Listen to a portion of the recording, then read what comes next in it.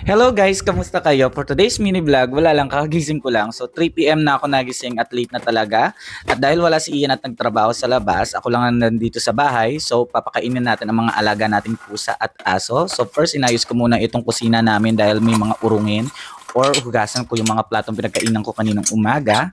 And then, papakainin naman natin si Molly at Luna at saka yung mga pusa. So ito lang, kakagising ko lang talagang nung nagising ako, talagang linis kagad. Ayan, linis-linis lang. Parang ansipag, no? Pero hindi yan totoo kasi wala naman si Ian. Charot. So, ayan. So, linis-linis lang tayo dyan.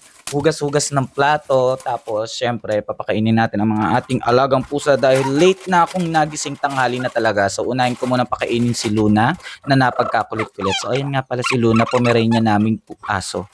Pero feeling ko pusa yan. Tapos, ayan, ayos-ayos lang. And then, ayun, si Molly nga pala, kanin nga pala yung kinakain niya ito. So, ayaw niya kasi ng dog food. So, pinainit ko muna yung pagkain ni Molly.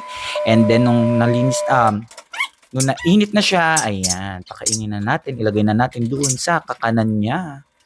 So, ayan. So, yun lang naman yung ano namin. Dalawang aso lang naman kami dito sa bahay. Pero marami kaming pusa. So, ang pusa namin ngayon is nandoon sa labas. Nandoon sa garahe kasi kapag nilagay namin sila dito sa loob ng bahay, ay, disaster. So ayan, so 9 nga pala yung pusa namin, ayan, and then ito yung papakainin namin. Puro Persian cat, and then meron din kaming American short hair dito. So ayan, pakainin lang namin, and then ang pagkain nila is princess. So mura lang, kasi ang lalakas nilang kumain, as in. So ayan, kung nakikita ninyo, nakahiwalay ang babae sa lalaki kasi nga ayaw na namin silang dumami.